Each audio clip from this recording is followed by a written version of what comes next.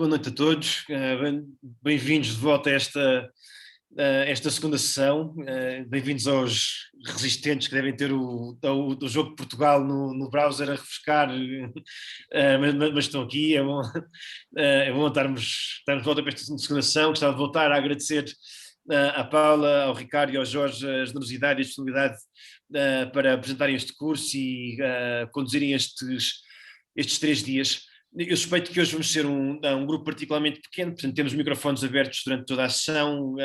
Estava aqui a conversar um bocadinho com a Paula antes de começarmos, se por alguma razão valer a pena ir apresentando alguma questão enquanto a Paula fala, também podemos arranjar uma maneira discreta de fazer isso.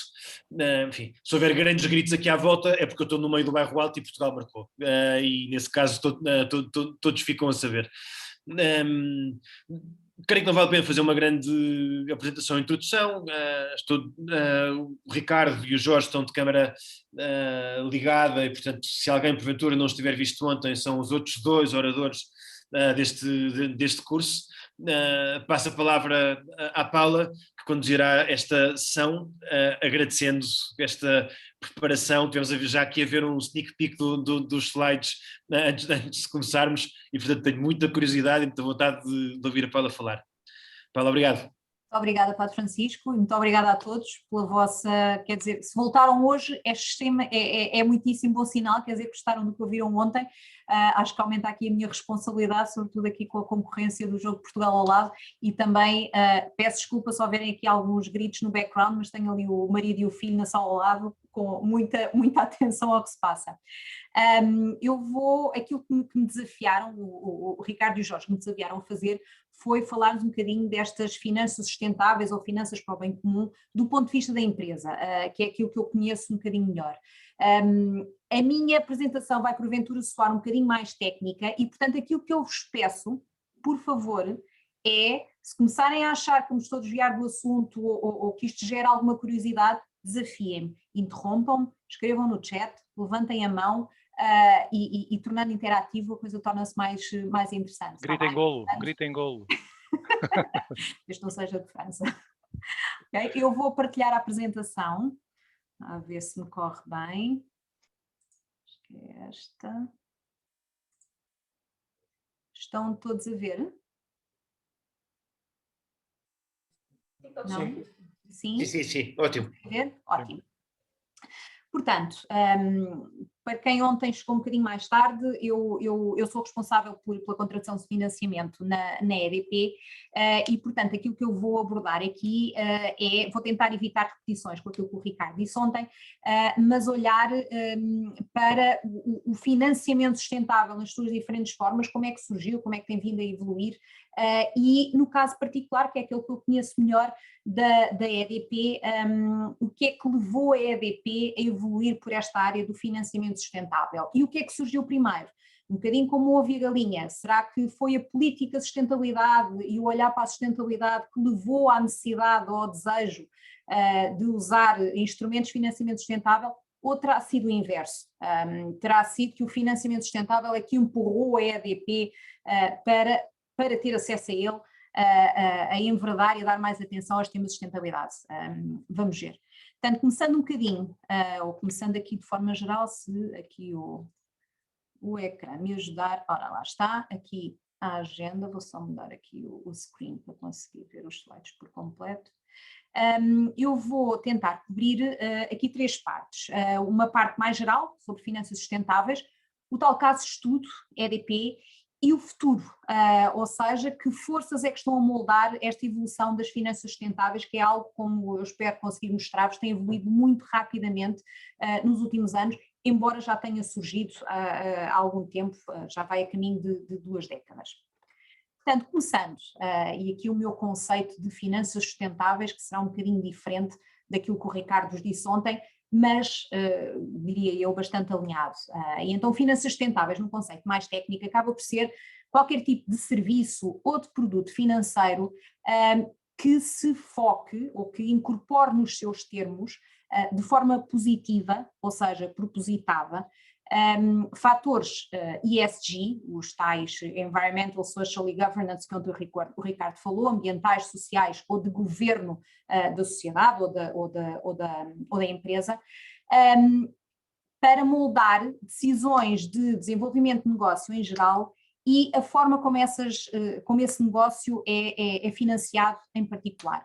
O objetivo destas finanças sustentáveis, em última instância, é de facto conduzir ao incremento dos investimentos ou das atividades focadas em atividades sustentáveis, ok? Portanto, não é de por acaso, é propositado esse foco na sustentabilidade. E o Ricardo também falou ontem que, com aquelas imagens bastante marcantes da baleia e do surfista naquela onda cheia de lixo, de facto este financiamento sustentável e toda esta conversa de sustentabilidade não é algo que surge como moda, mas é algo que surge como um grito de socorro do mundo em geral e das gerações mais novas que têm muitos anos pela frente e querem vivê-los ainda bem neste nosso planeta, para dar atenção a todos estes temas, sobretudo de ambiente, mas também aos desequilíbrios, às assimetrias sociais e à forma como são feitas as coisas, ou seja, à parte do G, do governance ou do governo. E autoridades na matéria, como por exemplo a Organização das Nações Unidas, estimam em trilhões de dólares, se passarmos para euros o número não deve mudar muito, as necessidades de investimento para conseguir alcançar esses objetivos. E nesse contexto, e de forma a tentar sistematizar as coisas, têm sido criadas statements ou afirmações que se traduzem naquilo que o Ricardo ontem também abordou, como, por exemplo, nos tais SDGs, ou Sustainable Development Goals, ou ODS, Objetivos de Desenvolvimento Sustentável. Com tudo isto, e em simultâneo, têm vindo a aparecer os instrumentos de financiamento sustentável, ou seja, para dar alguma impulsão ou incentivo ao alcançar destes objetivos. O primeiro que existe registro foi em 2007, os dois primeiros foi nesse ano, e foram levados a cabo por multilaterais, ou seja, instituições financeiras que têm por trás diferentes países, o Banco Europeu de Investimento e o Banco Mundial, que criaram ou que emitiram em mercado, num caso, um Climate Awareness Bond, ou seja, uma emissão de obrigações cujo objetivo era financiar projetos que chamavam a atenção para o clima e para os problemas climáticos e os procuravam resolver, e o primeiro Green Bond pelo Banco Mundial, ou seja, eu depois já vos explicarei um bocadinho o que é isto dos Green Bonds e afinal porque é verdes, nada tem a ver com o Sporting, mas tem um propósito muito específico. Como vêem ao longo desta linha temporal, até 2020, o que é que tem aparecido? Começando por multilaterais, começamos a ver empresas a entrar nesta área. A primeira empresa foi esta Vasakronan, que é uma empresa sueca do setor imobiliário e que fez uma emissão focada ou para financiar edifícios focados em eficiência e amigos do ambiente. E, portanto, começamos em instituições multilaterais, passamos para empresas, temos países também focados nisto. Em 2016 temos a primeira emissão de obrigações verdes feita por um país, neste caso a Polónia, que curiosamente a nível energético é dos países com maior consumo de carvão, e portanto é interessante ver que foi carvão para produzir energia elétrica. É interessante ver que foi o primeiro a lançar aqui uma obrigação para tentar contrariar essa tendência de mercado.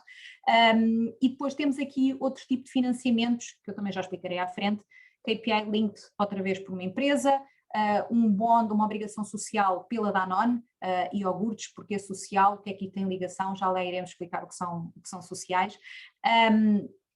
Outra vez uma obrigação KPI linked pela Enel, outra empresa do setor energético, e um primeiro Transition Bond, ou obrigação de ação climática, pela Snam. No meio de tudo isto, vêm aqui vários principles ou princípios: Green Bond, Social Bond, Sustainability Bond, Sustainability Linked Bond Principles. O que é que são? São regras que são publicadas por autoridades que regem estes mercados financeiros com o intuito de tentar harmonizar e tornar comparáveis e, nesse sentido, facilitar a vida, quer a investidores que os analisam e têm que tomar a decisão de investimento, quer aos próprios emitentes ou às entidades que querem contratar estes financiamentos, quais são as regras que devem adotar e com esta standardização tornar estes instrumentos mais fáceis de aplicação e mais comuns e, portanto, dinamizar o mercado e, dinamizando este mercado de instrumentos sustentáveis, dinamizar também os investimentos que eles propõem ou que eles procuram financiar. E passando aqui à explicação do que são, em concreto, estes vários tipos de instrumentos de financiamento, eles dividem-se em dois grandes grupos. Há instrumentos de financiamento sustentável que são de utilização específica, que quer dizer, quando eu contrato um empréstimo, eu, a empresa, contrato este empréstimo, eu comprometo-me a usar os fundos que levanto para financiar um investimento específico, sendo que esse financiamento tem características de sustentabilidade, seja por ter um impacto ambiental positivo, ou impacto social positivo, ou impacto a nível de governance positivo, se bem que estes não são tão comuns, mas tem um uso específico. Portanto, quem me empresta o dinheiro sabe exatamente o que é que eu vou fazer com ele. Por outro lado, existem o que se chamam os instrumentos KPI Linked. O que é isto KPI Linked? É uma vez mais uma palavra em inglês, e chamam-se, KPI significa Key Performance Indicators, ou indicadores-chave de comportamento ou de performance. Neste caso, nestes instrumentos, o dinheiro que é emprestado à empresa não serve um fim específico. No entanto, essa empresa compromete-se a ter uma política ou adotar práticas a nível de comportamento ESG, traduzidas em métricas muito concretas, os tais KPIs, com alvos, creio eu que era a tradução de targets, contém alguém que mencionou, Ricardo, com alvos específicos, bem identificados e determinados no tempo, e que se não forem atingidos, penalizam essa empresa. O que é que isto quer dizer? Quer dizer, por exemplo, no caso do EDP, por exemplo, eu emito, ou vou contratar um financiamento comprometendo-me até 2025 instalar 5 gigawatts de energia renovável, ou mais do que estaria a pensar. Se não cumprir em 2025 esse objetivo, a taxa de juros que eu estou a pagar nesse investimento aumenta. Okay? E, portanto, não se trata de investir ou não investir num determinado projeto, mas é o comportamento geral daquela empresa é que tem de ser todo orientado para cumprir determinados objetivos, que estão ligados a objetivos de ESG, e se a empresa não o fizer, quer dizer que é penalizada e, portanto, os investidores acabam por ser compensados por esse incumprimento e por terem investido em algo que depois acabou por não gerar. E, portanto, isto é um incentivo claro às empresas a honrarem os compromissos que anunciam. Portanto, não é uma questão de anunciarem simplesmente, responsabiliza-os e faz doer naquilo que as empresas tipicamente mais digam. Ontem estávamos a falar da questão do lucro. Claramente há aqui um alinhamento ético, porque se vocês não cumprirem, ou seja, se voltarem atrás naquilo que disseram ao mercado, vai-vos custar mais dinheiro e, portanto, os vossos lucros vão ser atingidos e, a nível geral, ninguém vai ficar satisfeito. Depois, aqui em coluna, temos os vários formatos, isto é mais habitual para quem conhece um bocadinho de mercado financeiro. Temos obrigações ou bonds em inglês, são instrumentos de mercado de capitais comprados por investidores, como aqueles que o Jorge amanhã vos irá falar.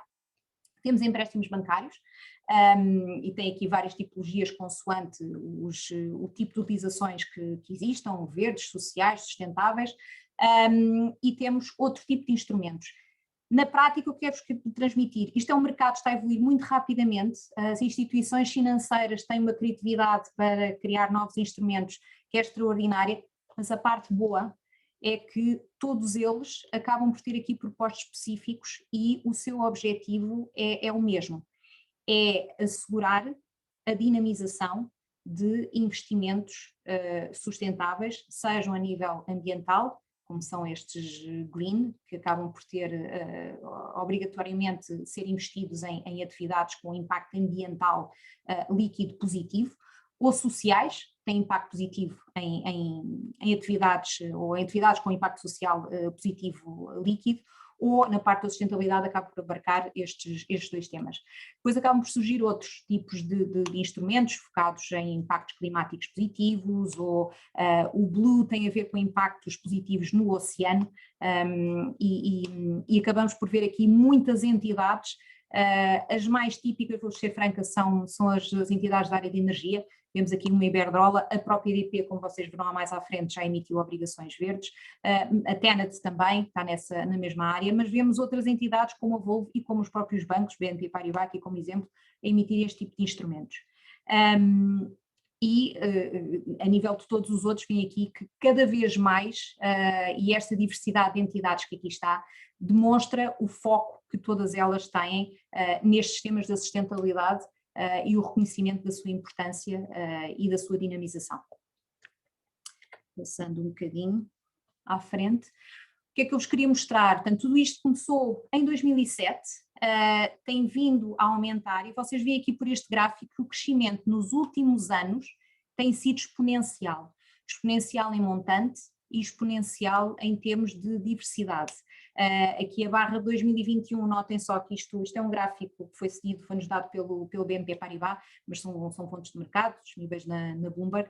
Isto reporta a março, e portanto faltam-nos aqui abril, maio, junho, e esta barra de 2021 já cresceu bastante. Mas aquilo que nós vemos aqui é que há aqui uma variedade bastante grande de vários tipos de instrumentos.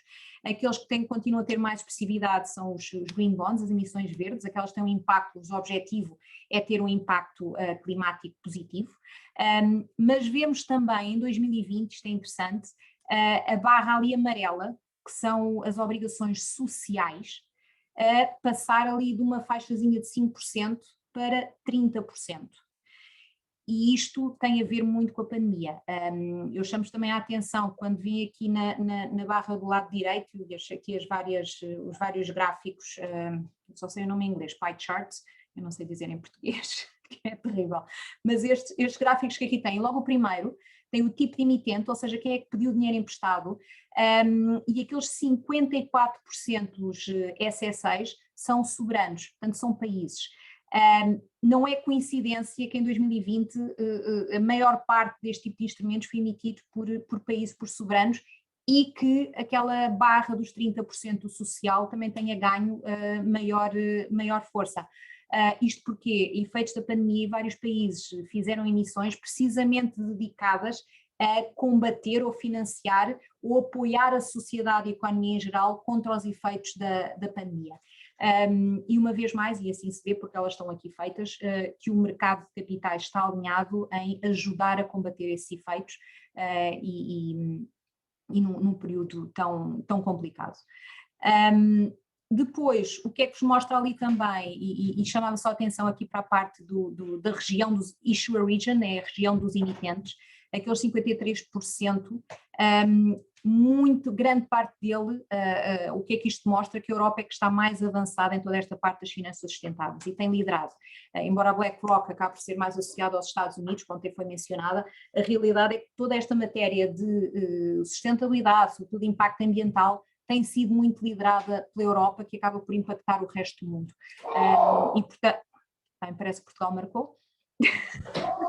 Sim, parece que Portugal marcou. Portanto, devemos estar 2-1. 2 igual. 2 igual. Essa parte é que eu já preferi não saber, Ricardo, mas pronto, obrigado. Não foi o Ricardo que deu o resultado, só para dizer, né? Oh, meu Deus. Foi o Padre Francisco. Foi o Padre Francisco. Deixem-me só ali pôr ordem na casa, porque senão eu não consigo falar. Perco aqui a seriedade, só um bocadinho.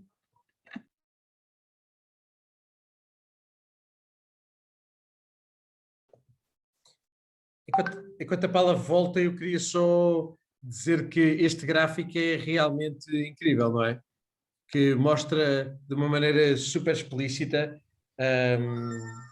o que se tem vindo a passar, não é? O que se tem vindo a passar neste mercado. E obrigado, Paula, por nos trazeres toda esta informação. Queremos agradecer ao BNP Paribas, que foi quem nos forneceu aqui e terá direitos de autor. BNP Paribas e Bloomberg, eu espero não ser aqui penalizada por andar a dar estas coisas, mas em princípio não. acaba por ser informação pública, está aqui de uma forma mais bonita e mais organizada. Pronto, eu estava a dizer que em termos de emitentes, temos esse privilégio de estar numa região do globo que tem puxado muito por todos estes temas ambientais, de equilíbrios sociais, e também de certa forma de governo, e portanto também não é de estranhar que quando olhamos ali para o breakdown em termos de moeda, o currency breakdown, a repartição em termos de moeda, claro que o euro também ganha muito mais peso e é mais de metade destes financiamentos está na região euro. Em termos de prazos, se calhar um bocadinho menos relevante, mas vemos que eles estão bastante distribuídos e estamos aqui a falar em alguns financiamentos com mais de 15 anos.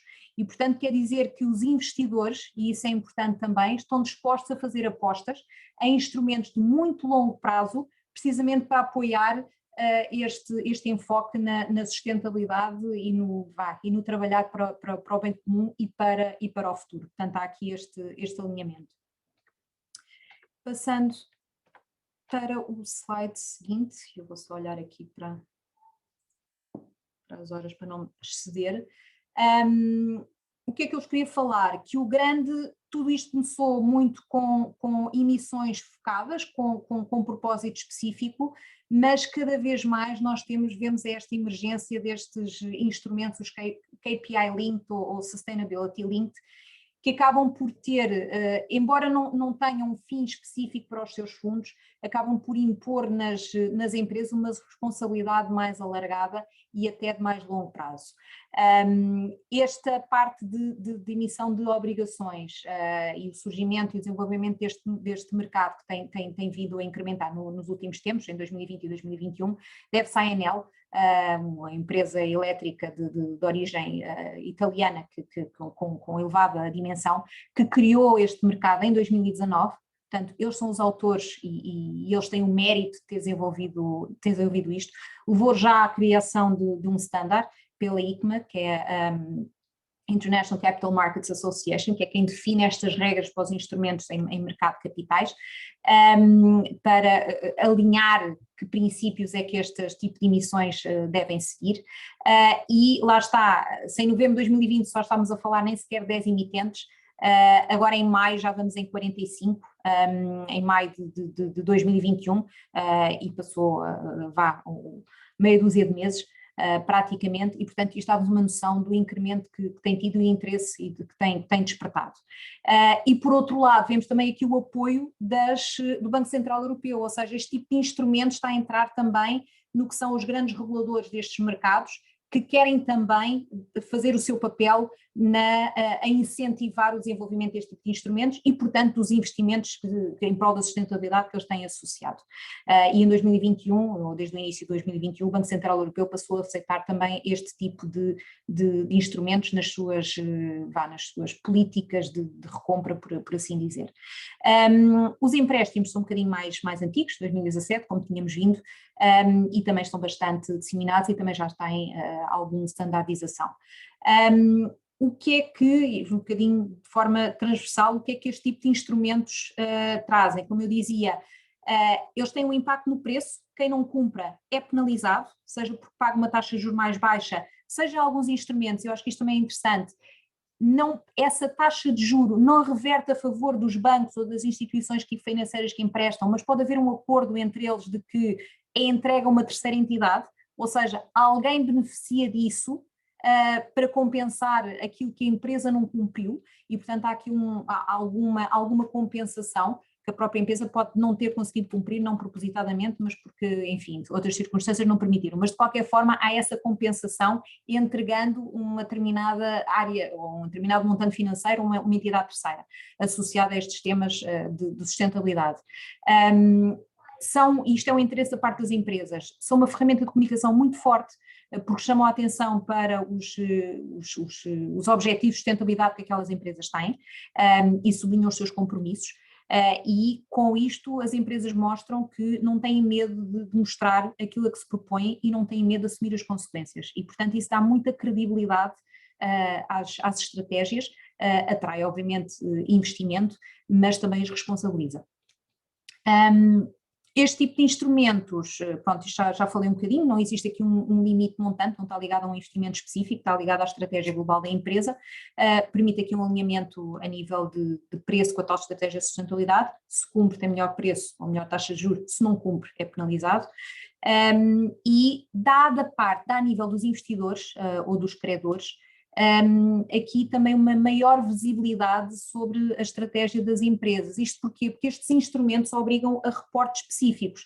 A empresa não pode simplesmente dizer eu vou cumprir este objetivo, eu proponho-me a atingir e depois nunca mais diz nada. Não, tem de fazer publicações, tem de fazer publicações regulares, tem de passar muita informação sobre aquilo que está a fazer e como, e está sujeito ao escrutínio. E ontem falávamos de como é que nós podemos cumprir, como é que podemos distinguir em que é que eu devo investir ou não, o que é que devo fazer ou não. Isto é uma forma também de o fazer, porque através deste tipo de instrumentos obrigam as empresas a dar mais informação. E porque existem os tais Sustainability Linked Bond Principles, são obrigados a dar esta informação de uma forma mais standardizada, ou seja, mais comparável entre empresas, que nos facilitam a nós, pequenos investidores ou consumidores também, ter essa percepção e poder escolher. A nível dos investidores também conseguem fazer uma melhor avaliação, isto é o último bullet, de quais são os custos-benefício de estratégias ESG, e o Jorge amanhã irá falar sobre este assunto, também facilita quando querem investir, se uma empresa segue estas estratégias, como é que as cumpre, ou não as seguindo, permitir ao investidor dizer não, eu nesta empresa não vou colocar os meus fundos. Dando-nos aqui um bocadinho mais de informação, o que é que este standard de mercado obriga a fazer? A tal seleção dos KPIs, ou Key Performance Indicators, ou indicadores de performance a que as empresas se obrigam a cumprir, eles não podem ser qualquer uns. Quer dizer, têm de ser relevantes, têm de dizer alguma coisa sobre a atividade da empresa, não pode uma empresa de energia começar a falar sobre, não sei, vendas de camisolas ou o que é que faz, tem de ter a ver com o seu setor de atividade e a estratégia de ESG que está a seguir. Tem de ser mensuráveis, tem de ser quantificáveis, não pode ser só algo qualitativo que eu digo, olha, sim, vou cumprir, mas depois ninguém consegue verificar.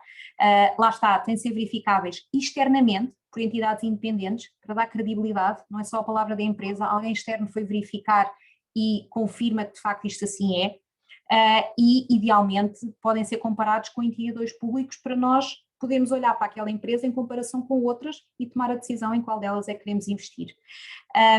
Depois, a nível da calibração destes objetivos, eles devem ser ambiciosos, porque também se estabelecemos objetivos que são demasiado fáceis de cumprir, perde valor e, portanto, devemos ter aqui alguma ambição naquilo que queremos atingir para, de facto, termos um impacto positivo nestas várias vertentes, seja do ambiente, seja do social ou seja de governance. A parte tem de haver consistência com os objetivos da empresa, já referi, tem de haver alinhamento, e tem de ser terminados num prazo específico e que seja coincidente com o financiamento, porque isto a longo prazo é fácil dizer que se atinge as coisas, mas tem de ser num prazo que seja verificável, que seja de facto, tenha impacto. A nível das consequências, já falámos aqui também um bocadinho no assunto, tipicamente é na taxa de juros, pode ser também no montante final do financiamento que se paga, em vez de se contratou 100 milhões, em vez de se devolver 100 milhões, vai-se devolver 100, 200, 300, o que seja, também se calhar isso é um bocadinho de exagero, mas enfim, há aqui algum impacto, tipicamente penalizador para incumprimentos, mas pode também ser benéfico, ou seja, ser premiado o bom comportamento. Atingir determinado objetivo significa que a taxa de juros que se está a pagar reduz. E isto é uma prova da parte dos investidores que estão disponíveis para participar e apoiar estes comportamentos positivos a nível de ESG.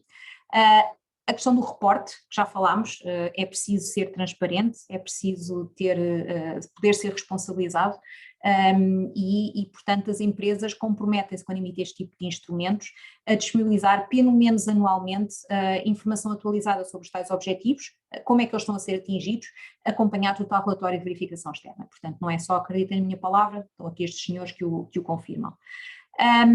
E, finalmente, há o tema da verificação, e esta verificação tem duas etapas. Tem uma etapa prévia, ou seja, existe alguém, este SPO é um Second Party Opinion Provider, que é uma entidade perita nestes temas de ESG e que diz, nós olhamos para este instrumento, olhamos para os KPIs que aqui estão, olhamos para as métricas, para os objetivos e consideramos que sim, que fazem sentido, estão alinhados com a estratégia da empresa, têm um impacto positivo no ESG, são ambiciosos e toda esta parte de governance destes instrumentos, ou seja, o reporte que a empresa se propõe a apresentar, faz sentido e está de acordo com as melhores práticas. Isto é previamente à emissão ou à contratação do financiamento. Após isto, lá está, entra a tal verificação por uma entidade externa, tipicamente um auditor que vai verificar de facto a sua aplicação. Se eu estiver a ser muito técnica, sério, interrompam-me e digam-me. Eu passava agora para vos falar aqui da EDP, deste caso português, que eu acredito que seja familiar para todos, e todos conhecem provavelmente, ontem já o referi da fatura de eletricidade lá em casa, mas a realidade é que a EDP hoje em dia é uma empresa global, continua a ter a sede aqui em Portugal, em Lisboa, foi essa a sua origem, mas está presente em cerca de 20 países ao longo de toda a cadeia de valor, e cadeia de valor passa por geração de energia, distribuição de energia, transmissão de energia nas linhas de alta voltagem, que é aquilo em que em Portugal a REN se foca, e toda a parte de comercialização. Aqui em Portugal temos a EDP comercial, a Serviço Universal Eletricidade, mas no Brasil e em Espanha temos outras entidades desta área. O nosso principal foco, e tem vindo a crescer desde alguns anos, nós começámos ainda no início dos anos 2000 a focar na área de renováveis, em solar e eólica. A nossa presença na parte hídrica, produção de energia elétrica a partir da água, é mais antiga, remonta aos anos 50, 60, vocês passeando pelo país, qualquer um conhece várias barragens por esse país fora que foram construídas pelos os antecedentes da EDP, portanto a nossa participação na hídrica é antiga, mas atualmente o conjunto destas três entidades já representa 60% da atividade do grupo EDP a nível mundial e a principal fonte de internacionalização da EDP é precisamente a atividade eólica e solar. Estamos presentes também em redes, seja de distribuição, seja no caso do Brasil de transmissão é aquelas redes muito alta voltagem, lá está o tema da REN, e que representam cerca de 25% do nosso negócio e estamos presentes naquilo que nós chamamos clientes e gestão de energia, que representam 15% do negócio, que é parte de quem leva a energia às vossas casas, uma EDP comercial, uma Serviço Universal, e que apresenta as novas soluções. Toda a parte de mobilidade elétrica está aqui enquadrada. A nível de indicadores, tem aqui em baixo também, dar-vos um bocadinho de dimensão, chamar-vos a atenção que nós somos aqui pelo mundo fora quase 12 mil pessoas e que temos em torno de 9 milhões de clientes por aí fora. Portanto, isto dá-nos um sentido de responsabilidade pelos vários stakeholders envolvidos, seja clientes, seja colaboradores. Temos dentro de todo este grupo 3 empresas cotadas, uma no Brasil, EDP Renováveis, que tem a sede em Espanha, mas está cotada em Lisboa, e a própria EDP, que está também cotada em Lisboa. E, portanto, temos esta responsabilidade também com os acionistas e a nossa grande fonte de financiamento é o mercado de capitais e, portanto, temos também a responsabilidade pelos obrigacionistas. Mas com todos estes relacionamentos em toda esta parte do mundo, acabamos por ter muito envolvimento também com fornecedores e há muitas pequenas empresas que dependem do comportamento ou do bom comportamento da EDP para continuar a evoluir. E é toda esta parte dos números que eu vos apresentei é acompanhada por um foco e um compromisso grande com os temas de ESG. E não é de hoje, porque o tema está na moda. A EDP já tem uma presença nestes vários índices ESG, que são entidades independentes que medem o comportamento destas várias variáveis por uma empresa ao longo dos anos. A mais famosa é a Dow Jones Sustainability Index e nós temos sido número 1 ou número 2 já desde algum tempo, isto a nível global, dentro dos nossos pares, obviamente, do mesmo setor de atividade, e há mais de uma década que fazemos parte destes índices. Portanto, lá está, este compromisso de ESG não vem de hoje, já é antigo e é levado com muita seriedade dentro da empresa. Por outro lado, em que é que isso se demonstra? Em sustentabilidade, nós preparamos, além do relatório de contas normal, todas as empresas publicam, integramos também o relatório anual de sustentabilidade, só focado nestes temas, só com estas métricas, de acordo com as normas do Global Reporting Initiative, que é auditado e que cumpre aqui com uma série de regras, nomeadamente a CMVM. Nós somos dos primeiros que, mesmo não sendo obrigados a isso, avançámos com a publicação destas novas métricas e forma de apresentar a informação focado nesta parte do ESG. Lá está, porque assumimos uma responsabilidade, acho que temos de dar o exemplo e facilitar a vida a outros que virão, esperemos nós, a seguir.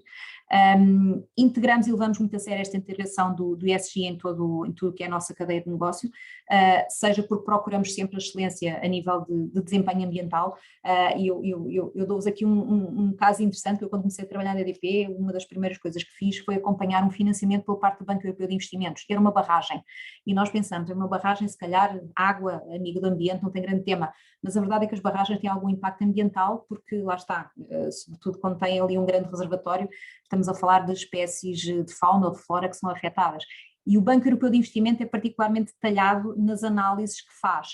E dizia-nos que gostam imenso, e notava-se, de vir a Portugal falar com os nossos engenheiros, porque tínhamos sempre aqui soluções criativas para diminuir esse impacto. E na altura falávamos de uma coisa tão simples como criar aqui uns elevadores para transportar ou permitir levar os peixinhos da parte de baixo do caudal do rio para a parte de cima, lá está, para minimizar este impacto ambiental. Isto foi no início dos anos 2000.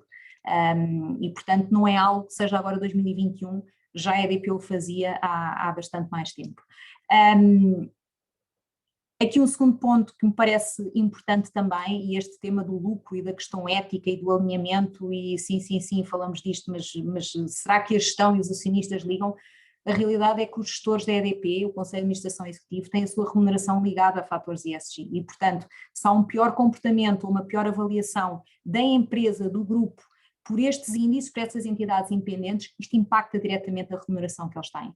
E isto demonstra a confiança que eles têm na sua entrega e responsabiliza-os também por assegurar. E depois, lá está, temos uma estratégia em geral, não emitimos KPI linked, aquilo que nós falamos, mas toda a nossa estratégia passa por metas bastante ambiciosas a longo prazo, que eu já vos vou falar um bocadinho à frente, e uma cultura forte a nível de ética, por todo o grupo, por todos os colaboradores, com programas que nós temos de seguir e que abrangem não apenas os colaboradores, os funcionários da EDP, mas também os fornecedores, por exemplo, com quem nós trabalhamos. E esses cursos são dados pela própria EDP. E são, posso dizer, porque eu também já os fiz, algo com temas muito práticos, e que às vezes nos põe a pensar como é que numa determinada situação reagiríamos, mas são precisamente feitos nesse sentido, para nos testarem e para nos levarem a pensar nas coisas e para incorporarmos isto no nosso dia-a-dia e na nossa atuação. Pensar não apenas em nós e naquilo que fazemos, mas em geral na forma como o fazemos. E finalmente, um grande foco na inovação. Temos aqui definidas parcerias, seja com a comunidade científica, seja com organizações não governamentais, seja com outras entidades do setor. Em concreto, em que é que isto se traduz? As tais métricas ambiciosas. De um ponto de vista ambiental, temos aqui uma métrica bastante ambiciosa, que é termos neutralidade carbónica, ou seja, impacto zero em CO2 até 2030. Eu creio que ainda hoje somos a única entidade do setor energético que tem um objetivo tão ambicioso. A nível global, aquilo que se pede é que isto seja atingido até 2050, nós antecipámos para 2030 e anunciámos isto ao mercado agora no início deste ano. Isto é algo que levamos bastante a sério. E isto permite-nos o quê? Cumprir com aqueles objetivos, os ODS que ontem o Ricardo falava, vários deles, o 7, o 11, o 12, 13, 15, vocês têm aqui em baixo, e tudo isso está bastante identificado. Não esquecemos a parte social, obviamente, seja através da inovação, um foco na diversidade, na igualdade e na inclusão, seja a nível dos nossos colaboradores, seja das entidades com quem lidamos. Fazemos contribuições sociais, a EDP tem uma fundação que apoia de forma discreta, não somos os únicos do país, felizmente, mas isso também é algo que está aqui incorporado, e temos aqui um objetivo muito claro de inclusão e diversidade de género, com o objetivo de alcançar 35% ou mais de 35% dos colaboradores femininos até 2030. Eu posso dizer que a EDP, sendo uma empresa de engenheiros, é maioritariamente masculina, mas as coisas têm evoluindo e têm vindo a ser diversificado e tem havido essa aposta clara. E tudo isto traduz em aqui alguns milhões de investimentos específicos em áreas sociais das ODS. O número que aqui tenho são os 100 milhões até 2025, é o nosso plano de negócio. E finalmente governo, que é esta dimensão um bocadinho mais etérea, mais subjetiva, mas lá está, não importa apenas aquilo que fazemos, importa a forma como fazemos. E nesse sentido a EDP também tem muito foco nessa matéria. Já vos falei na parte da remuneração, e há aqui uma gestão também de risco que é reforçada para assegurar que toda a parte de governo é bem acompanhada e não há aqui desvios que não sejam claramente identificados e corrigidos. Alguns números adicionais, só para vos mostrar. Isto vai se traduzir até 2025 em cerca de 24 milhões de euros de investimento, mais energias renováveis a nível global, aumentar a capacidade eólica e solar, e até 2030 estes objetivos acabam por ser ainda mais pronunciados. Eu passo aqui um bocadinho à frente, já aparece muita publicidade.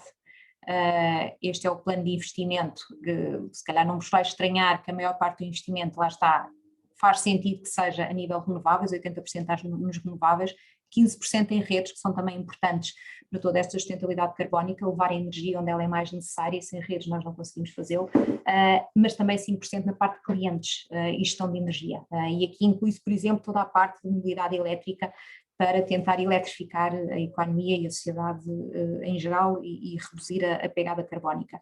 A nível de onde nos localizamos e onde focamos este investimento, a maior parte está dividida aqui em mercados desenvolvidos, Europa e Estados Unidos, mas temos também uma presença forte no Brasil e América Latina, e estamos a começar a desenvolver também no resto do mundo. Portanto, a levar toda esta política de sustentabilidade, de investimento renovável a nível global. E onde é que encaixa a estratégia de financiamento da EDP no meio disto tudo? A realidade, e no início comecei por falar, o que é que surgiu primeiro? Foi a estratégia de sustentabilidade ou foi financiamento? A realidade é que foi a estratégia de sustentabilidade. E a EDP não foi pioneira a nível destas emissões verdes. E eu posso dizer, e posso falar na primeira pessoa, que até 2018 eu resisti bastante a avançar com estas emissões verdes. Isto porquê? Porque entendia, não só eu, mas outras entidades, que se a EDP já é verde, já é sustentável, já é amiga do ambiente, porque é que eu tenho de estar a arranjar aqui um rótulo na minha emissão? Quer dizer, na minha forma de levantar dinheiro, todo o dinheiro que eu vou levantar a mercado, todo o financiamento que eu obtenho, sendo para suportar esta estratégia de sustentabilidade, já deveria ter este rótulo. Eu não tenho de ir buscar uma entidade terceira, exterior, para batizar aquilo que eu entendo que é claro para o mercado. E portanto resistimos até que finalmente em 2018 decidimos avançar e fazer a primeira emissão em Portugal de uma obrigação verde. Porquê também nessa altura? Porque nos permitiu esta emissão verde não financiar projeto a projeto, que era muito limitador, mas financiar um portfólio. E com isso dava-nos asa, ou permitia-nos chamar a atenção para o conjunto de investimentos verdes em que estávamos a apostar, nomeadamente eólicos e solares, ainda que nada disto fosse feito para ter uma vantagem em preço, porque em 2018 não existia. Portanto, não tínhamos acesso a financiamento mais barato só por ter um rótulo de verde nas nossas emissões de obrigações. Mas também, por outro lado, a realidade é que não tínhamos aqui custos adicionais para fazer essas emissões, porque a EDP já reportava, já tinha um relatório de sustentabilidade, era uma das obrigações, ou uma das responsabilidades que assumíamos ao fazer estas emissões, era reportar o que é que estávamos a fazer, e nós já o fazíamos de qualquer forma, e portanto os ajustes a nível de documentação que tivemos de fazer foram relativamente reduzidos. Permitiu-nos, teve essa grande vantagem, e para surpresa positiva da nossa parte, chamar a atenção de investidores que estavam menos alerta com a EDP de facto a nossa política de sustentabilidade e que ultrapassava a parte de emissões verdes, porque acabaram por aprofundar mais e a parte de investimentos em eólicos e solares e portanto teve essa externalidade positiva. Mais recentemente, o que é que nós estamos a ver? Que de facto os investidores, e o Jorge amanhã irá falar nisso, começam a dar algum benefício a nível de preço, taxa de juros para quem faz emissões verdes. E nós tivemos uma evidência clara disso em abril do ano passado, já em plena pandemia. A EDP foi a mercado, fez uma emissão de obrigações, eram 9 emitentes nesse dia em mercado, 4 deles, incluindo nosso, eram utilities, ou seja, empresas do setor elétrico, e a EDP foi aquela que conseguiu uma melhor condição de preço, era a única que estava a emitir uma emissão verde. Eu acredito que se outra tivesse estado também com estas características, tinha conseguido o mesmo. O que é que isto mostra? Numa altura particularmente complicada de mercado, abril, nós estávamos todos em casa há cerca de um mês, ninguém sabia bem o que era o futuro, mas os investidores acreditavam mais numa entidade que tinha esta aposta na sustentabilidade e no bem todos e nos investimentos de longo prazo que permitiam um melhor futuro para todos do que noutras empresas que não o afirmavam tão claramente. E eu acho que isso é uma forma palpável, quantificável, de mostrar que de facto estes instrumentos têm valor e acabam por complementar muito bem e premiar quem de facto segue estas políticas de sustentabilidade. Por outro lado, e aquilo que nós começamos a ver cada vez mais, é que quem não o faz é penalizado. Se isso é razoável ou não é razoável, acho que é uma questão interessante, porque no caso da EDP é relativamente simples. Nós já começamos esta estratégia de investimento sustentável há muito tempo. Há outras entidades que hoje estão a começar a tentar fazê-lo. E se não forem apoiadas pelo mercado e incentivadas a fazê-lo, não consegue ultrapassar esta fase. Eu dou-vos um caso, a Repsol, que vocês também conhecem das bombas de gasolina, há uns anos atrás tentou fazer uma emissão de obrigações também verde, mas os investidores não associam a Repsol a investimentos verdes. E infelizmente a empresa naquela altura também não o explicou bem. E a realidade é que não conseguiu levantar e buscar ao mercado o dinheiro que pretendia. E depois houve investidores com quem nós falámos e perguntámos, mas quer dizer, se há entidades que devem ser incentivadas a seguir pelo caminho da sustentabilidade, em particular ambiental, são as petrolíferas, porque nós temos de ajudá-las a transitar, elas precisam de investimento e precisam de financiamento para o fazer. E felizmente, mais recentemente, a Repsol já lançou um novo programa de obrigações que tem tido maior sucesso e maior apoio, e eu acho que isto também é uma evolução que nós estamos a ver a nível de mercado. Não é só de ir atrás dos casos fáceis, mas quando as coisas são bem claras, são bem explicadas e os investidores entendem e veem que existe um compromisso daquela entidade em transitar, em evoluir, a fazer mais pelo bem da sociedade, pelo bem comum, pelo futuro de todos nós, é bem recebido e é apoiado. E felizmente estes instrumentos são algo que nos permite dar essa visibilidade e dar esse incentivo e o seu crescimento mostra, ou pelo menos a mim, dá-me aqui alguma esperança no futuro desta mudança de paradigma a nível do comportamento das grandes empresas, sobretudo as mais poluidoras ou aquelas menos focadas em temas de ESG. Aqui algum ponto técnico, mas estamos aqui quase a chegar às 10, eu se calhar passo aqui um bocadinho à frente, ou muito rapidamente, o que é isto dos Green Bonds e em que é que eles se baseiam e o que é este Green Bond Framework da EDP. Basicamente isto é a ferramenta, o chapéu que nós usamos para fazer esta emissão de obrigações verdes, e o que diz ao mercado é todos os fundos que a EDP levanta através deste tipo de instrumentos são usados para financiar ou refinanciar investimentos em parques eólicos, e em parques solares, e portanto sabem exatamente para que é que nos usamos. Como é que o veem depois na prática? Nós mostramos e temos um relatório onde mostramos precisamente quantos ativos eólicos ou solares é que temos e comparamos com o montante de financiamento verde que temos e, obviamente, em qualquer momento do tempo, os ativos têm de ser superiores a este financiamento. Temos também e comprometemos, embora isto não tenha impacto no preço direto, ou seja, não altera, divulgamos algumas métricas seja a nível de emissões de CO2 evitadas com estes instrumentos e também de capacidade instalada renovável, lá está, para mostrar o impacto e facilitar estes investidores o cálculo de métricas de que precisam para analisar os seus investimentos. Só alguns números, isto é tudo assim um bocadinho estratosférico, mas desde 2018 começou, a EDP só tem emitido obrigações verdes. Isto tem sido muito bem recebido pelo mercado e a intenção é que continuarmos a fazer, já vamos em cerca de 5,1 mil milhões de euros e o objetivo é para a frente.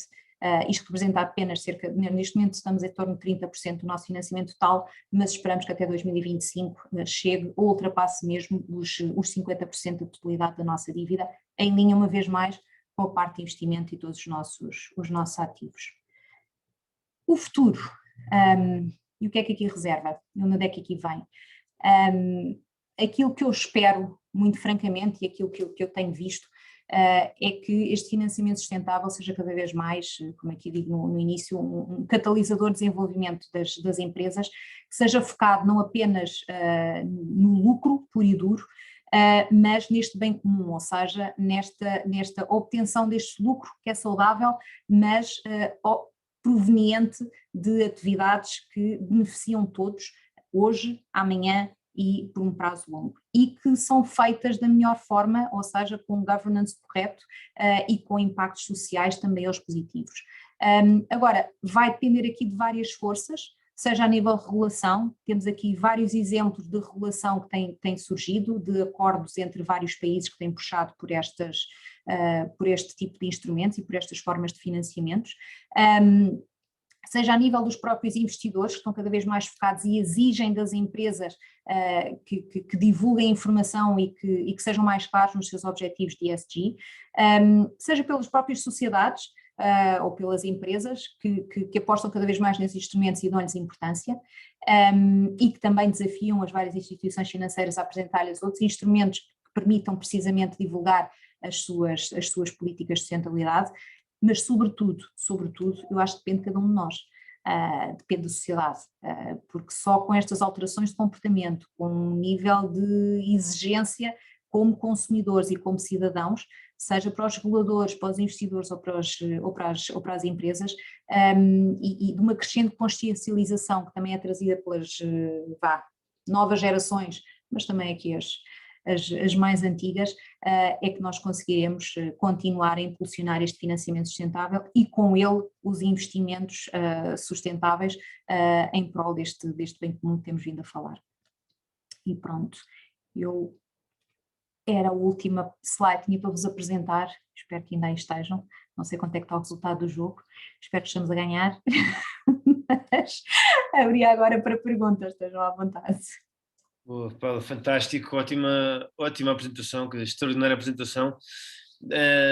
Temos aqui se quiserem, aqui um par de minutos para pensar um bocadinho em como é que se poderia formular alguma pergunta que eventualmente tenham, apesar de sermos poucos, se calhar seguimos a mesma dinâmica de ontem, escrevendo aqui no chat o nome de quem tem perguntas para fazer, só para seguirmos esta ordem, para ser mais fácil também para a Paula de se preparar. Bem, agora estão a chover, só para ser mais fácil para a Paula de se preparar. Já temos perguntas? Paula, precisa de beber água de alguma coisa ou arrancamos? Eu não vejo as perguntas, mas... Não, só temos os nomes, de quem tem perguntas para fazer. Força. Temos aqui já Ricardo, Diogo, Luísa, portanto se calhar vamos arrancando. Ricardo, queres começar? Começava, Paula, uau, ensinaste-me imenso e obrigado por isto, porque realmente eu acho que nós não temos noção de duas coisas. Uma é da globalidade da EDP, não é? Quer dizer, que a EDP está a fazer isto tudo enquanto é uma empresa global, não é? E segunda, o orgulho que isto nos enche, não é? Destes lugares no Sustainability Index e afins. Portanto, obrigado por, não é? A EDP também dá esta perninha à seleção, não é? Também leva o nome de Portugal lá fora. E se calhar a minha pergunta... O P continua a ser Portugal. Exatamente. E se calhar a minha pergunta era um bocadinho isso. Tendo em conta que tu, quando estás a financiar estas operações nestes países todos, falas com investidores do mundo inteiro, imagino eu, não é? Portanto, isto não é uma coisa, não estás só a lidar com os investidores portugueses, nem só com os investidores europeus, não é? Estás a lidar com os americanos, com os brasileiros, com os europeus de leste também, que vi ali no mapa. Onde é que estás a ver maior evolução em termos desta preocupação pelos sustentáveis? E se tivesse assim que eleger um país para eu dizer aos meus alunos para eles tomarem atenção, que país é que dirias para eu brilhar ao pé dos meus alunos? Isto é um comentário totalmente autónomo, não é? Certas perguntas difíceis. Vamos lá ver, nós, como eu digo, é quem está mais avançado nestes temas de sustentabilidade, não digo país em concreto, mas digo, olhando aqui para o todo, nós queremos também promover esta ideia de união, da União Europeia, cada vez mais esperamos, mas é claramente a nível europeu quem está mais avançado neste puxar da carroça para definir standards, responsabilização, accountability, etc. Os Estados Unidos estão a ir lá, mas a nível de investidores nós não vemos ainda, tirando as BlackRocks da vida, portanto acabam por ser investidores globais que estão presentes, têm pernas aqui pelo mundo fora, vemos ainda um início, mas eu acho que as coisas vão lá.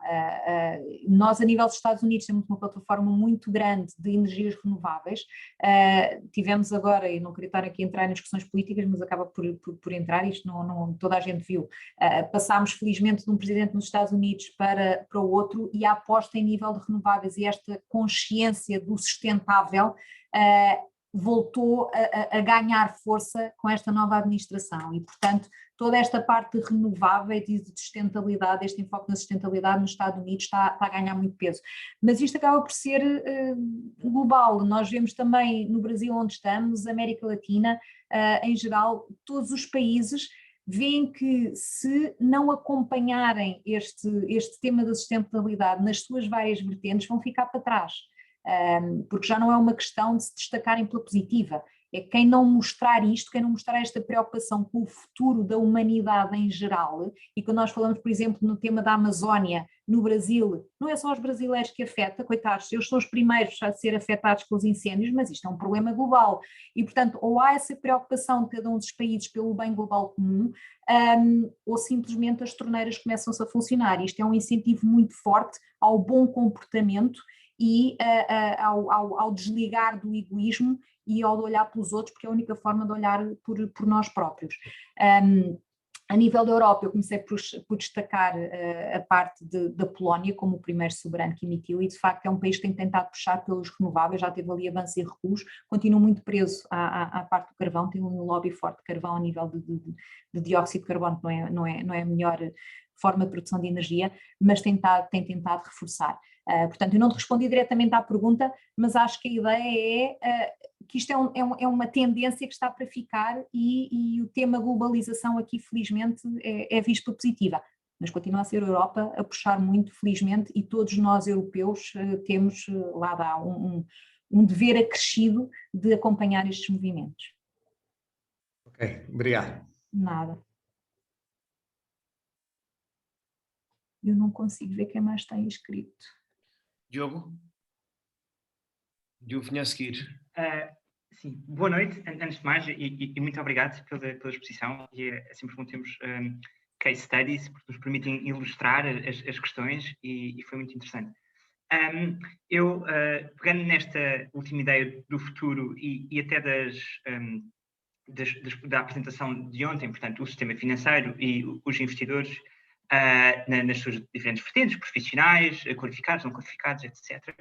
Eu gostaria de, se calhar, obter um comentário sobre Portugal, agora que está a jogar, mas é uma ótima seleção, mas do ponto de vista do mercado de capitais não é propriamente, não é bom marcar golos. E, portanto, num mercado de capitais pouco dinâmico, como o português, e num tecido empresarial tão dependente da banca comercial, eu gostaria de perceber se, olhando para este instrumento, que é um instrumento muito específico, um valor imobiliário, inicialmente obrigações, se há espaço no mercado português, se vê que há interesse das empresas portuguesas e se podemos estar aqui também perante uma oportunidade interessante para revitalizar o mercado português e fazer chegar estes instrumentos também às pessoas, no fundo, que não vão conseguir adquirir obrigações soberanas na Polónia, da maior parte dos casos. E muito obrigado, uma vez mais. Eu diria que sim, quer dizer, não há muitas empresas em Portugal, ou com sede em Portugal pelo menos, com a dimensão da EDP, vamos ser claros, e quer dizer, não é por eu trabalhar na EDP, mas há vários emitentes já de obrigações verdes em Portugal. O mais recente foi a REN, que fez a sua emissão inicial de obrigações verdes, foram 300 milhões de euros. Outra entidade que se calhar não associariam a este tipo de obrigações verdes, o Grupo Pestana, fez emissão também, ganhou um prémio, foi o primeiro grupo hoteleiro a nível mundial a fazer uma emissão de obrigações verdes, é português, e já agora pergunto o que é que foi financiar, basicamente essas obrigações foram financiar o Eco Resort que tem ali em Troia, portanto algo, uma construção sustentável, se calhar inspiraram-se na Vasocrona, no primeiro emitente de emissões verdes, e como estes há outros, existe uma Alta que também já fez emissões verdes. Há vários emitentes que ligam isto. Alguns deles, também vou ser franca, diria que talvez provavelmente tirando nós e a REN, que colocam estas emissões em mercados internacionais, portanto em investidores institucionais internacionais, muitas destas emissões acabam por ser acabam por ser colocadas em bancos, são aquilo que se chamam colocações privadas. De qualquer forma, para mim, o relevante é que estas entidades podem ter obtido este financiamento sem precisarem de ter o trabalho, e quando são mais pequenas, isto de facto obriga a um esforço adicional a nível de reporte, portanto obriga a um investimento adicional, algo incremental, e eles fizeram-no. Ou seja, mostra que é importante para elas também divulgarem a sua estratégia de sustentabilidade que existe. Isso para mim é importante, e tenho visto da parte, por exemplo, da CMVM e da parte da Euronext Lisboa, esforços no sentido de dinamizar este mercado e desenvolvê-lo e facilitar a participação destes emitentes de menor dimensão, mas nacionais. Como é que cada um de nós individualmente pode participar a título de cidadão neste tipo de instrumentos? Diria comprar uma emissão da EDP ou participar diretamente não é permitido, que elas estão reservadas para institucionais. No entanto, e eu acredito que o Jorge amanhã vos possa dizer, há vários fundos e cada vez mais, Jorge, estou-me a adiantar, amanhã já tens de pôr ali uns simbolozinhos, podemos comprar partes ou participações em fundos de investimento que só investem neste tipo de títulos sustentáveis, ou só investem em empresas que efetivamente cumprem com estes critérios de sustentabilidade. Portanto, comprar diretamente uma obrigação da EDP, neste caso não, porque nós não estamos a emitir para o mercado de retalho, é para institucionais, podemos voltar a fazê-lo no futuro, já fizemos na altura ali em 2011, 2012 fizemos, ainda não era verde, mas de facto há outras formas de participar e de incentivar, através e o Jorge amanhã com certeza o explicará. Portanto, não precisamos ficar a assistir e pensar, não, isto é só para os grandes, cada um de nós pode fazê-lo também, se assim o desejar. Não sei se respondi, Diogo. Respondo sim, e de forma muito, muito clara. Obrigada, ótimo. Ali o Jorge com a mão no ar. Ia só, se me permitissem só acrescentar aqui um dado mais recente, que é o PRR, por exemplo, é exigido pela União Europeia que 1/3, pelo menos, são 37% dos investimentos que vão ser canalizados pelo PRR sejam associados a investimentos ou financiamentos verdes. Ou seja, vão ter que ter por trás financiamentos verdes ou quase verdes, o que vai levar todo esse tipo de financiamento também às PMEs, necessariamente. É óbvio que as grandes absorverão uma boa parte, mas é um instrumento que vai começar a chegar às empresas mais pequenas, porque a Paula falava destas emissões que foram feitas por algumas empresas só para os bancos. Eu acho que foram provas de teste para ver como é que resultava, como é que as empresas reagiam, implementar primeiro uma empresa de dimensão já significativa, como uma Altri, ou uma Pestana, e depois começar a fazer descer, e qualquer dia vamos ter em casa, porque já há muitos sítios no mundo onde há a possibilidade de eu contrair o meu crédito à habitação também verde ou não verde. Depois tenho que reportar, como a Paula. Portanto, quando eu fizer isso em minha casa, vou ter que reportar ao banco o que é que ando a fazer com a minha eletricidade, com os meus desperdícios, o que é interessante. E acentuar isto que a Paula dizia, por exemplo, no nosso caso específico, acabámos o ano passado já com quase 300 milhões investidos em obrigações verdes, sociais, SDG, ODS, etc. E foi só o começo. Portanto, é algo que vai crescer, vai penetrar cada vez mais nos nossos planos de poupança-reforma e nos nossos fundos de investimento, e como nós, eu penso que o mundo inteiro, à medida que estes instrumentos também forem agilizados, o que a Paula teve aqui a explicar hoje, há uns anos era demasiado complexo para trazer, e agora está aqui e brilhantemente explicado ainda por cima, já é a segunda, terceira, quarta vez que ouço, fico sempre maravilhado e a tomar mais notas. E muito obrigado. Não, só acrescentar isto, que já é acessível a todos nós e vai ser acessível por via indireta e por via direta cada vez mais também às empresas, mesmo mais pequenas.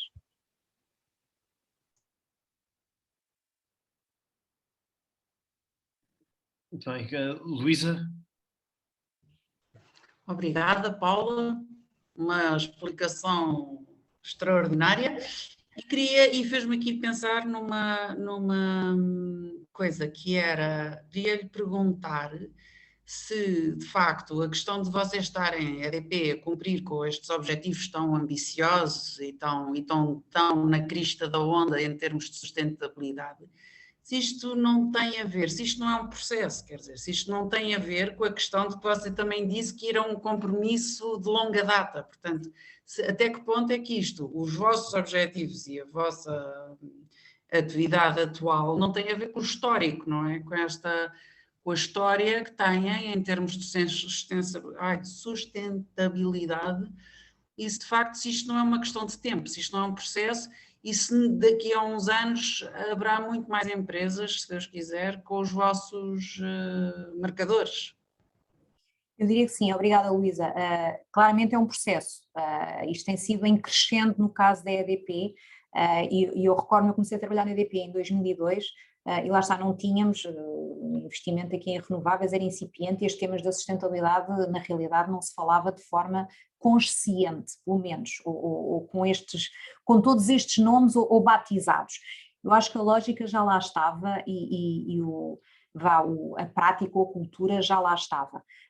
Começou a aumentar a nível de investimento este enfoque nos renováveis a partir de 2007, 2008, também para ser muito franca, ali por um golpe de sorte, porque surgiu uma entidade nos Estados Unidos que queria vender a plataforma de renováveis que tinha, a EDP concorreu, outras entidades maiores que nós na altura estavam ocupadas com outras coisas, nós conseguimos vencer e adquirir, e a partir daí começámos a crescer exponencialmente na área de renováveis.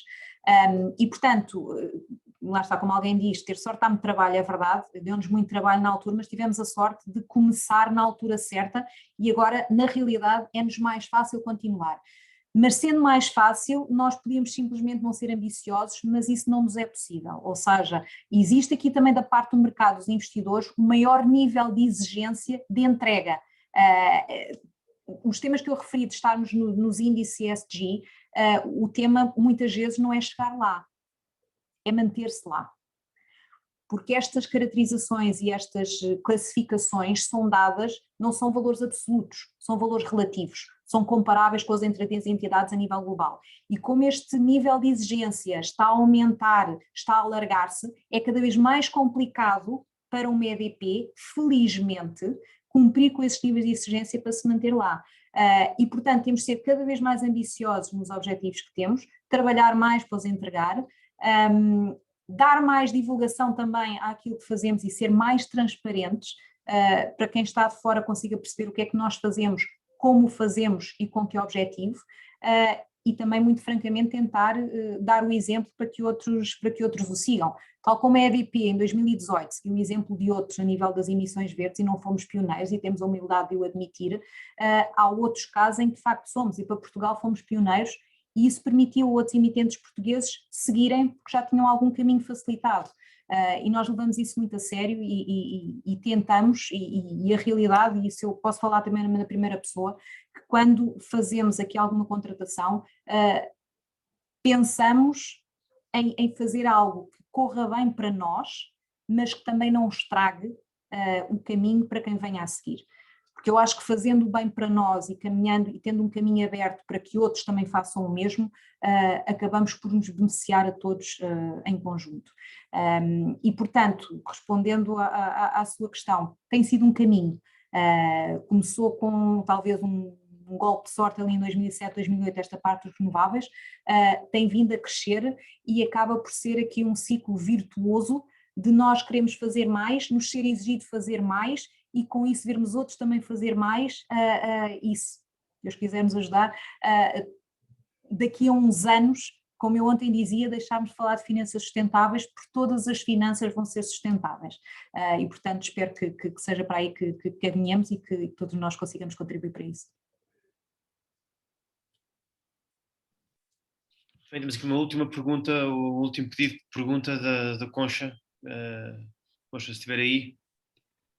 Eu que estou, espero que esteja, não tenha congelado, às vezes acontece, espero que não. Paula, brilhante, muito bom mesmo. E se ontem o Ricardo resumiu o mundo, você também resumiu mais ou menos, não é? Porque a EDP também é um mundo. E este é um mundo dentro da EDP, de certeza. Eu queria, pronto, eu venho sempre com este defeito da formação jurídica, não é? Do normativo. Gostava de voltar, e pronto, a malta do direito é assim, gosta de conceitos. Eu gostava de voltar ao primeiro slide de todos, à questão da definição. Pronto, se calhar não apanhei bem, fiquei curiosa. E por isto, porque este ponto que também estava a ser feito agora é importante. A EDP, como o Ricardo bem sublinhou, é um mundo, como vimos, não é? Ora, a maior parte do tecido empresarial português não é a EDP, pronto, como todos teremos bem consciência, não é? E, além disso, a maior parte do tecido empresarial português não é, por enquanto, ainda não, gerido pelos alunos do Ricardo, mas sim pelos pais deles, que estão ainda um bocadinho num patamar distinto. E, portanto, se não se lhes der, ou isto tem uma componente imediata de resultado a nível de demonstrações, não é? Para o exercício, ou para o exercício seguinte, ou no curto prazo, ou eu tenho uma regra muito clara que me diz que isto é obrigatório, porque eu sou uma empresa cotada, lá está. Sim. Ou há aqui um tema motivacional também, portanto eu pareceu-me, e era aí que queria voltar, que havia aqui qualquer coisa na sua definição que tinha que ver com o aspecto volitivo dos próprios gestores ou da própria empresa. Queria um bocadinho pedir o seu input nisso, não é? Como é que motiva uma plateia, que será o meu caso, a minha preocupação, não é? E uma plateia de médios empresários ou de gestores de média e pequena empresa e lhe diz, olha, desculpe, mas agora vai produzir menos, que é para ver se produz menos, que é para ver se produz menos emissões, é para... Qual é o benefício? Eu percebo. Está a perceber o meu enfoque, não está? Estou perfeitamente a perceber. Lá está, eu se calhar não tanto neste slide, mas aquilo que eu estou a falar da nossa primeira emissão de obrigações e porque é que não fomos os primeiros a fazê-lo, porque de facto não víamos ali um benefício a nível de preço. E as primeiras emissões tiravam-nos flexibilidade. Portanto, isto com o chapéu de diretora financeira, eu entendia que não era em benefício da empresa estar a avançar com uma emissão verde, se não tinha vantagem na taxa de juro, se ia ter aqui algum trabalho adicional, ainda por cima perdia flexibilidade. Lá está, quer dizer, não vamos fazer. Mas a realidade é que o mercado evolui. E em 2018, também porque nós já começávamos a ter aqui algum incentivo positivo a nível de investidores pelo tipo de perguntas que nos colocavam sobre a nossa estratégia de sustentabilidade e começávamos a ver que atenção que nós ganhamos em mostrar que estamos a seguir esta estratégia de sustentabilidade, não devemos fechar aqui por nós. E então, por que não fazê-lo através dessas emissões de obrigações? Ou seja, dá-nos aqui e a realidade é que as primeiras emissões eram mais exercícios de relações públicas e divulgação do que propriamente o impacto positivo. Mas isso foi o início. Agora, e esta emissão recente que nós fizemos, já existe um impacto de preço. E, portanto, isso é um incentivo muito forte a seguir esta matéria. Passando para empresas pequenas e um bocadinho também o que a EDP está a fazer, por exemplo, em relação aos nossos fornecedores. Nós já temos avaliações a nível de critérios de sustentabilidade dos fornecedores com quem lidamos. E lidamos desde grandes empresas como os fornecedores de aerogeradores, como uma Vestas, uma Gamesa, que são entidades uma dimensão de uma EDP, portanto a nível global, e acabam por seguir estas políticas de forma natural, mas ligamos com investidores pequenos, e aí o que fazemos é questões sobre quais são as suas práticas laborais, de segurança no trabalho, de cumprimento da legislação. Portanto, existe já uma panóplia de questões. Primeiro os fornecedores reagem tal e qual, mas porque é que eu estou a responder a isto? Ok, mas eu se não responder a isto eu não posso trabalhar com a EDP. E, portanto, eu vou ter de responder a isto, e mais do que responder a isto, eu vou ter de demonstrar que de facto aplico estas coisas. E com tudo isto acaba por se gerar este ciclo virtuoso que começa e tem de começar pelas grandes empresas e pelos grandes investidores, mas que acaba por se espalhar pela sociedade. E quem diz pelas grandes empresas e pelos grandes investidores, diz também os reguladores que começam por sugerir formas de apresentar a informação. E agora está, eventualmente o Jorge que amanhã vai falar sobre isto, existe um novo standard de reporte que está a ser ainda desenvolvido, não financeiro, que é precisamente para obrigar as empresas de uma forma standardizada, comparável, fácil de interpretar pelo mercado e pelos cidadãos em geral, de métricas que não são contabilísticas. Nós estamos muito habituados aos temas da contabilidade, mas todos estes temas da sustentabilidade não são bem mensuráveis com as métricas habituais da contabilidade. E há quem o faça, há quem já o faça de forma voluntária, mas os reguladores estão a avançar precisamente para tornar primeiro algo recomendável e, muito em breve, algo obrigatório. É mais complicado para as pequenas entidades e, portanto, as maiores têm a responsabilidade de se chegar à frente, de dar o exemplo, porque tendo depois esse exemplo é mais fácil para outras de seguirem. E por isso é que eu também mencionava que a esse nível de reporte, no início deste ano era algo que era recomendado, mas a EDP avançou já com esse primeiro nível de reporte a nível da Bolsa de Lisboa. E eu espero que agora, nos próximos anos, outros se sigam e a nível global certamente há mais. Mas, portanto, isto acaba por ser um bocadinho de voluntarismo. Inicialmente não existem, se calhar, benefícios claros. Existe talvez um medo de exclusão se não entrarmos numa tendência que se está a desenvolver, mas rapidamente isso conversa em benefícios claros e na responsabilidade de levar outros também a seguir o mesmo caminho e a mesma tendência. Não sei, Concha, se era... Perfeito, Paula, muito obrigada, claríssima, muito obrigada. Obrigada eu. Bem, temos António Rocha Pinto e depois Jorge outra vez, temos mais estas duas perguntas. Olá, obrigado. Olá e obrigado pela apresentação. Esta pergunta assim, vai para a Paula, mas se calhar podia ser para o Ricardo ou para o Jorge amanhã, não sei muito bem. E aqui um outro considerante que não está uma pergunta assim muito bem esculpida, é mais uma ideia que eu estou a tentar burlar melhor, e que é esta tensão entre o ser e o parecer, entre o ESG e o greenwashing, entre a questão ambiental, a questão reputacional, se este caminho, por exemplo, para as renováveis, não é um caminho tecnológico mais do que um caminho financeiro, não é? Independentemente dos instrumentos financeiros evoluírem de determinada maneira, se a tecnologia e o consumidor não nos leva nesse caminho, e no fundo é o mundo financeiro a aproveitar-se um bocadinho disso. E se algumas empresas não têm, pelo seu próprio modelo de negócio, uma vocação um bocadinho mais ESG, e é muito mais fácil a uma empresa de software parecer ESG do que a uma cimenteira, e se em última análise a sustentabilidade não é uma questão de sustentabilidade da empresa no tempo, não é? A empresa, que se quiser estar largada daqui a 50 anos, portanto isto é uma questão de sobrevivência e não uma questão de altruísmo e de sustentabilidade nesse sentido mais verde. E por isso, enfim, tentando canalizar isto para uma pergunta, era um bocadinho, quais é que são as motivações das empresas? Falou um bocadinho da questão do preço, acho que é uma motivação mais ou menos óbvia. O que é que acontece nos bastidores? E pronto, e se de facto isto não é as finanças a colarem-se ao que já está a acontecer noutros sítios e, portanto, pronto, a falar a mesma linguagem, ou se de facto esta linguagem passar também para o meio financeiro, para os instrumentos financeiros, para a emissão da dívida, para as empresas, para a gestão, para os boards, se isto em si mesmo, estas palavras se começam a entranhar e se simplesmente é esse o mecanismo pela qual isto é benéfico para as empresas e para a sociedade como um todo. Obrigada, António, pela provocação. Gostei imenso e eu própria já me coloquei várias vezes essas perguntas e já disse várias vezes que chega uma certa altura em que nós ouvimos falar tanto de finanças sustentáveis que começa a ser enjoativo.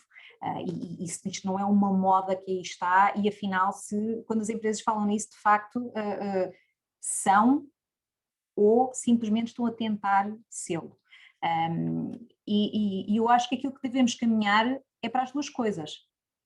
Ser e parecer, porque lá está, em 2018, quando a EDP fez a primeira emissão de obrigações verdes, já o era, mas não parecia, e também com isso não beneficiava nem à EDP, nem a outros que estavam à volta, nomeadamente o tecido empresarial português, que podia seguir o nosso exemplo e ir neste caminho.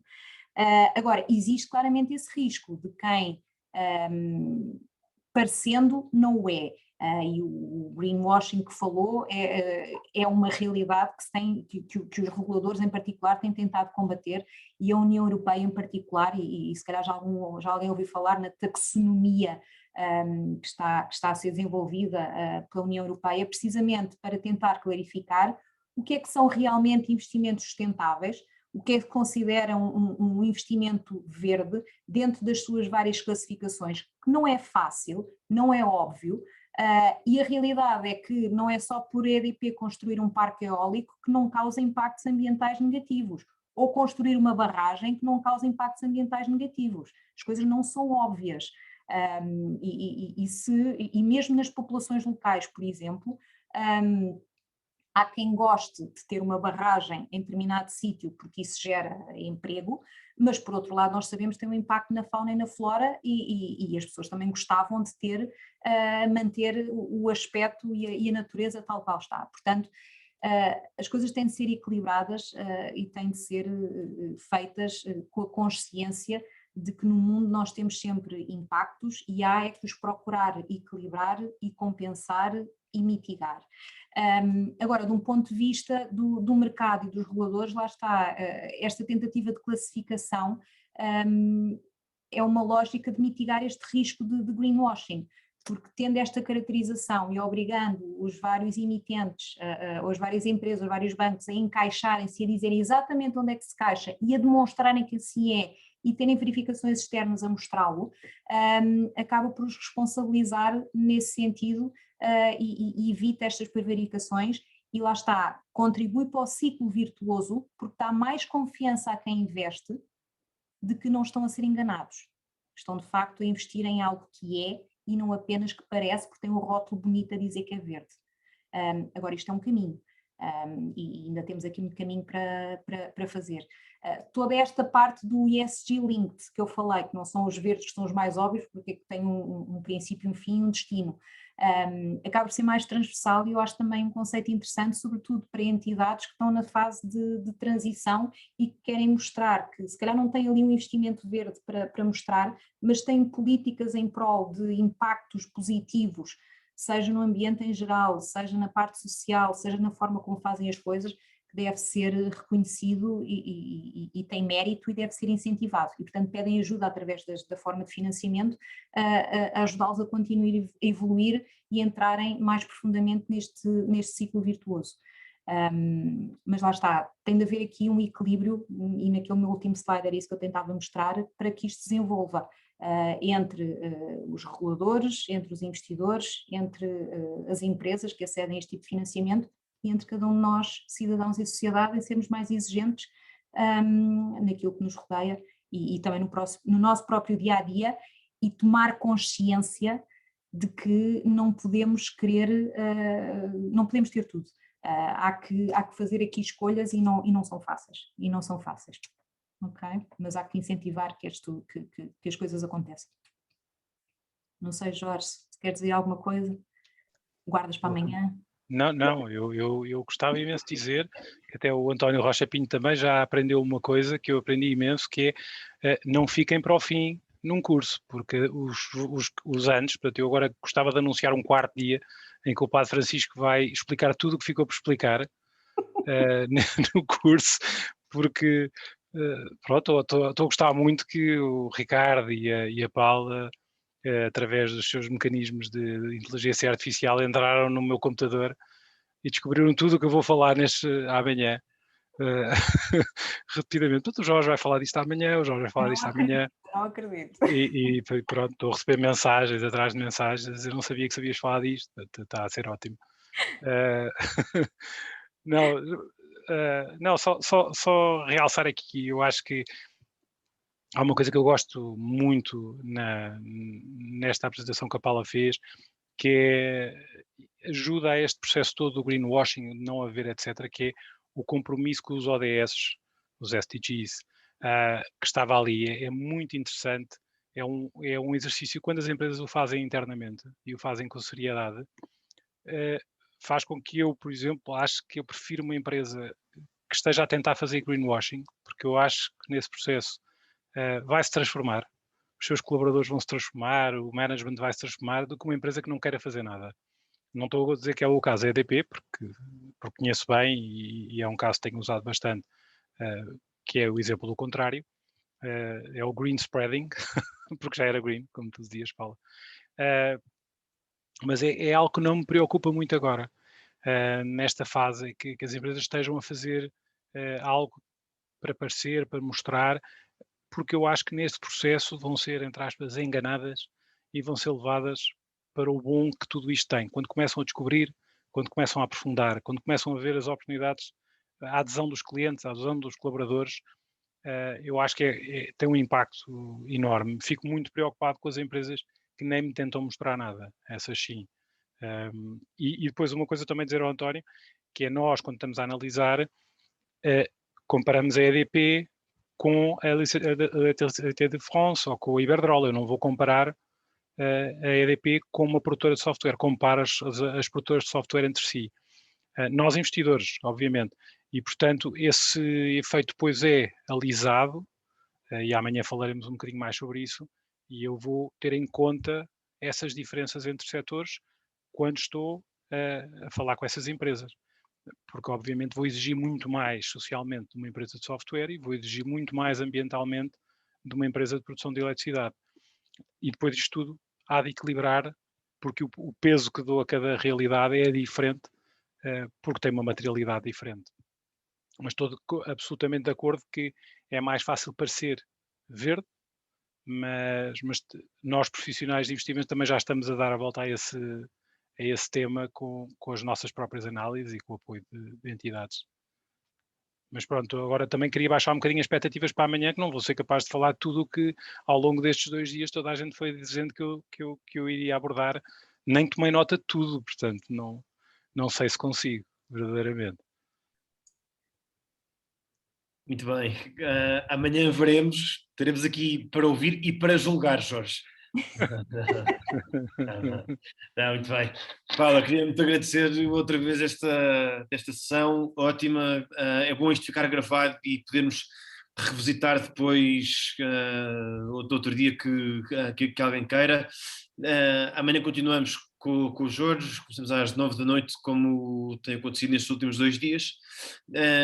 Depois amanhã falarei, se houver alguma pergunta específica também para ser dirigida, que fique no rescaldo destes dias, nós também arranjamos aqui maneira de poder, por e-mail ou como for, poder fazer aqui alguma ligação. E portanto, se ficarem a pensar em alguma coisa hoje à noite relevante para perguntar à Paula, depois eu encho de lata e peço ajuda à Paula para responder àquilo que possa ter ficado por responder. Muito obrigado pela presença. Boa noite a todos e até amanhã.